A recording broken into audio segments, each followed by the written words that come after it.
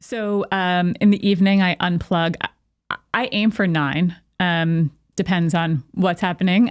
Sometimes I'm finishing up my master's in theology right now. And so... Is this 8 master's degrees? This is the 3rd. Cool. Anyway, but this is... sometimes when it ends, I feel this need to like check the phone before I unplug. So it's a little later than 9. But typically it's 9. And then I go to 6:30 mass, and I don't look at my phone until after I get back. So, and are you usually successful? Yeah. Good on you. I feel so much better in my day to day when I am obedient to that. Like there's so much freedom, and truly like it's like I'm saying yes to the Lord right away and not to the world. And then my prayer is even free. Like the mornings that I would look at my phone before mass, I'm responding to that person in my mind. I'm just like not all there. I'm halfway in my phone already, or I'll see, all the notifications or, so it's just a freedom, a really beautiful freedom. And then I do take breaks during the day as well. Good. Yeah, I noticed that for me, I wake up, I have a specific morning prayer rule that I engage in, but sometimes I just lie to myself. I'm like, well, I'll just see if Cami, my wife, has texted, and then it's like, oh gosh, now I'm in the back and forth of the apps. It's like it's a slot machine. And I feel good when something comes up. Yeah. And you know that experience of when you're just bouncing from app to app and you're like, what the hell am I doing? And it's almost this fear of putting it down. I had that a bit last night. I was like just scrolling and going back and forth. I'm like, what am I?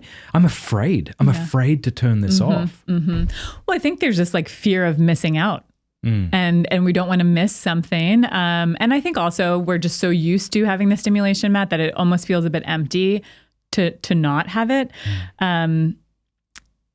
It's not easy. I will say Dr. Bridget and I spend a lot of time together, and she's incredible. She if she could not have a phone, she wouldn't, for sure. And but like I'm like the picture taker and the planner in a lot of ways in the ministry, and so like I also tell myself that like I need my phone for those reasons.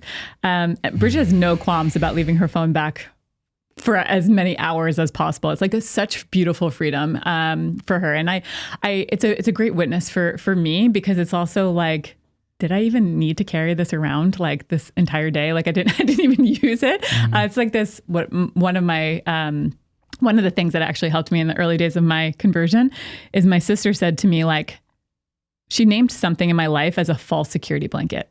She was like, that's a false security blanket. Like, and I think that's what the phone is. It's just like false security blanket. Yeah, if we keep talking, I'm going to smash my phone again.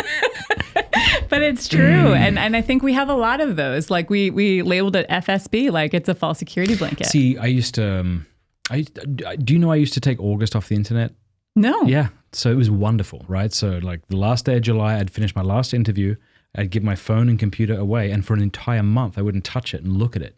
And the world usually fell apart, and I didn't know. It was wonderful. You remember a few years back during the McCarrick scandal, I was at Divine Liturgy, and the priest is commenting on this, and my wife's like, oh, right, you don't know. Wait, so did it feel like a really long month? Let me tell you what it was like. Oh, please, I can't wait. It was like, those rotating fans? Yeah. It would be like putting that on full speed and just watching it go, and then yanking the plug out and slowly watching it slow down. It was like that. It was like my brain gradually slowed down, and it was tremendous. Now, do you remember what summer felt like when you were a kid? This is exactly what it feels like. Why do we do this? No, I've got it. These things are really strong. Stop it. No, don't. Did you hit the camera with the door? Yeah, of course I did. This is unlike any interview you've ever done or have wanted to do. I feel a little responsible for that, Matt. So what's funny is, well, I would talk about this, and I would go back to the dumb phone. It would feel great. And then I'd find some excuse to go back to it. And then people would get upset that I'd keep demonizing the phone. But I kind of really feel like that's it. As long as that is the smallest computer, It's the most portable computer. Whatever the most portable internet delivering device is, I think is the enemy. So one day it'll be contact lenses. But until then, I really think it's the bloody phone. And I don't believe people when they tell me they're really good at regulating it. I just, unless maybe they have tremendous self-control. But I think the phone and apps exist to tear that down. A real desire to live differently. Like I use the example of Bridget in the sense of like, Bridget wants to live offline. She wants to be, I'll give a little background. So we walked the Camino, 300 miles of the Camino last October. And we barely used our phones. Like we used it to book a hostel or to, figure out the next place. But we went with the bare minimum, just backpacks, no plans, just start in one place, get to Santiago in a few weeks, 300 miles. It was the days. We felt every step. We felt every minute. And sometimes that's really hard. And also it was like incredible. We were there for 3 weeks. I thought we were easily there for 3 months. Easily, maybe even longer. And it was there that we were reminded of like the freedom that we used to have as kids. Like the, in Isaiah, we were invited to like return to the days of our youth. And I think about that all the time now of like, why are we not returning to the days of our youth? Like that's how we were intended to live. I think we need to burn everything down. Hey, thank you so much for watching. Before you go, do us a favor, leave a comment, let us know what you thought of the video, like, and subscribe.